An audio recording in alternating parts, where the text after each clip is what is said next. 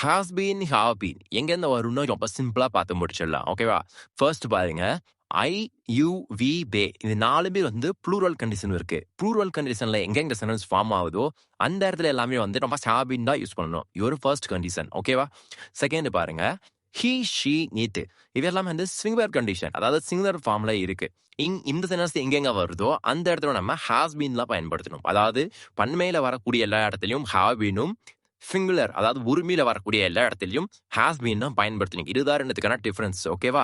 First sentence பாருங்க, he has been waiting for an hour. அவன் 1 மணி நேரமாக காத்து கொண்டிருக்கிறான். அவன் அப்படிங்கிறது என்ன?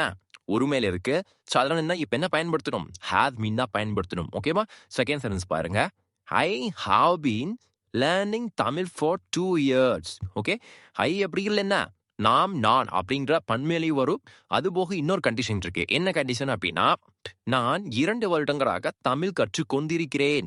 ஆல்ரெடி 2 years பிஃபோர் நம்ம ஸ்டார்ட் பண்ணிட்டோம். அதாவது இங்கிலீஷ் கத்துக்க ஸ்டார்ட் பண்ணிட்டோம். ஆனா இன்னும் தொடர்ந்துட்டு இருக்கோம். இங்கிலீஷ் கத்துக்கிற தொடர்ந்துட்டு இருக்கோம். அப்படி வரக்கூடிய கண்டினியூ சென்டென்ஸ்ல வந்து ஹேவ் பீன் தான் பயன்படுத்தணும். ஓகேவா? ஸோ இதான் வந்து டிஃபரன்ஸ் தெரிஞ்சுப்பீங்க நம்புறேன். உங்களுக்கான கொஸ்டின் அப்படின்னா, தே டேஸ் ஃப்ரெண்ட்ஸ் சின்ஸ் சைல்டுஹுட். இதுக்கு ஹேவ் பீன் வருமா, ஹாஸ் பீன் வருமா? இது என்ன ஆன்சர் நீங்க தான் கமெண்ட்ஸ் சொல்லணும். ஓகே, இந்த வீடியோ பிடிச்ச மறக்காம லைக் அண்ட் சப்ஸ்கிரைப் பண்ணிக்கோங்க. அப்பதான் எனக்கு ஒரு முடிவோட இருக்கணும். ஓகேவா? தேங்க்யூ.